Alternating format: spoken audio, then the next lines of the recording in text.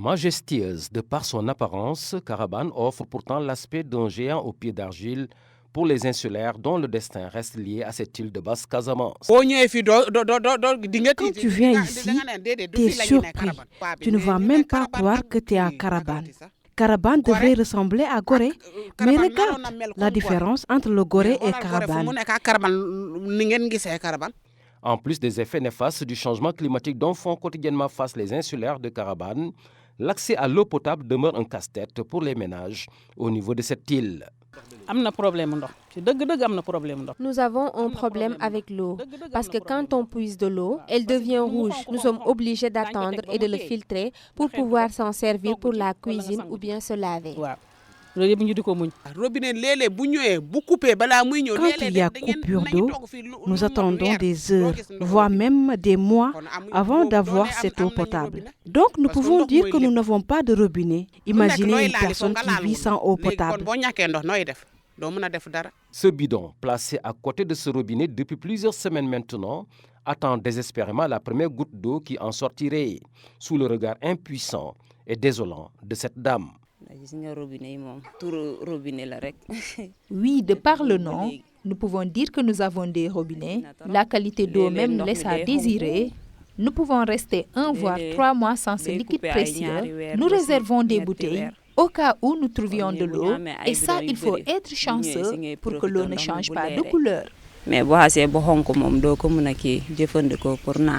Les enfants sont aussi mis à contribution dans cette collecte d'eau face au sevrage quasi permanent des robinets. Il faut alors faire recours aux puits de fortune pour les travaux domestiques. Pourquoi?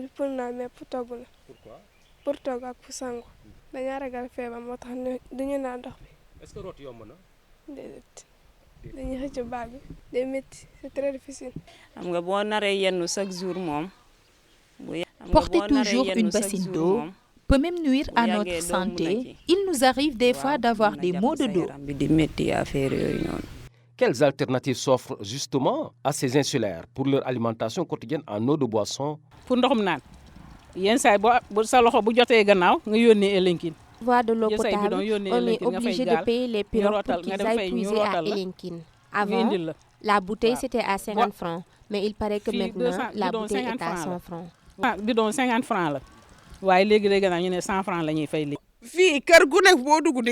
L'eau que vous trouvez dans les maisons ne sont pas l'eau qu'on a puisée dans les robinets.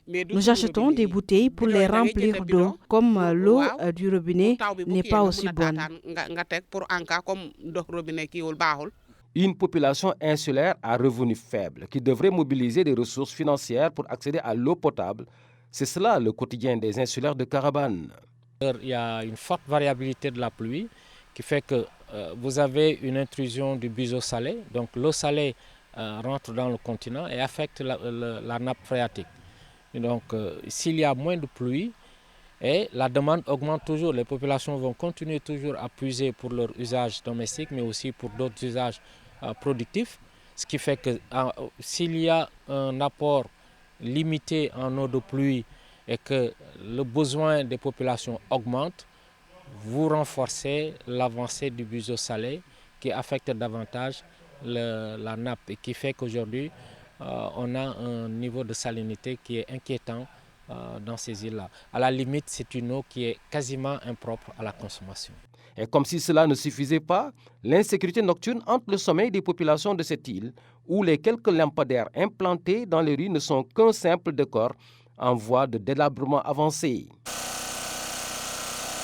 Nous n'avons pas d'électricité, même pour se déplacer la nuit, c'est des problèmes, parce qu'on a peur. Nous sollicitons vraiment leurs aides. Si nous avons eau et électricité, tout ira mieux. Ces insulaires de Carabane ne ratent plus une seule occasion pour implorer de l'aide auprès des nouvelles autorités. Nous demandons vraiment à l'État de nous aider. Nous voulons de l'eau potable. Vivement que ces cris de cœur tombent dans la bonne oreille pour le bonheur des femmes et enfants de Carabane.